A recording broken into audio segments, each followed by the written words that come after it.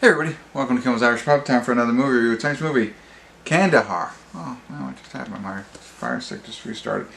Anyway, you might have heard about this kind of movie before. This is about a CIA operative and his translator trying to run across the desert in Afghanistan away from some covert mission. I don't know, but it sounds a lot like Guy Ritchie's The Covenant.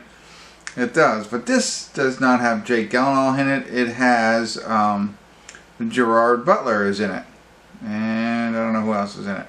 But that's about it. So I don't know. 2 hours long right now. It is 6.0 on IMDb. 7,051 people have rated it so far. So I don't know. I like Gerard Butler, so we'll see. So let me get into it, find out what it's about, give you a better idea, let you know what I think. Stick around. I'll be back.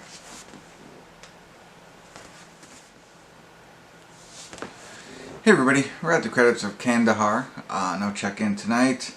I could explain it all here. It's not like The Covenant.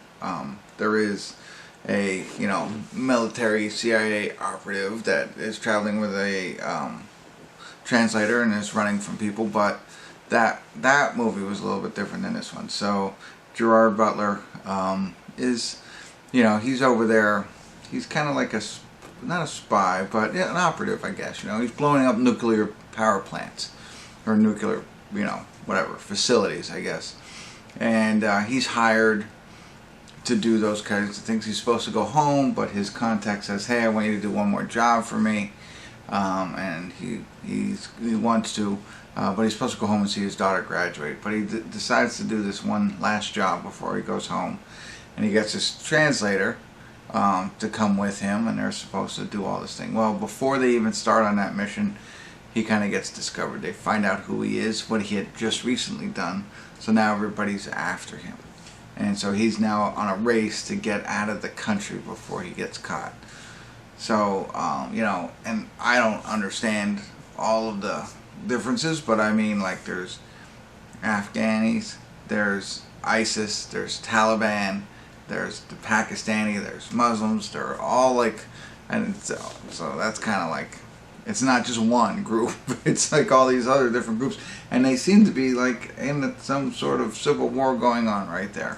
And then there's him. So, he's trying to get back the other guy, the translator, he's also there to find a reporter that went missing, kind of. And that kind of gets lost a little bit, I think, in the translation of the plot. But really, it's about their fight for survival, trying to get across and trying to get back home and get to the airport, which is like in Kandahar, where the airport is. So it's all that kind of action, but very similar to what had happened in The Covenant. They're not the same. Hey, they're both trying to get away, and people are chasing them, and so they're in the desert and all that kind of stuff. Now there's one other guy who's hired. I don't even know what his role is, but he's like an individual who's coming after him, just on like a motorcycle. So it's like that. I was falling in and out of sleep early in the movie, but finally caught enough to watch it.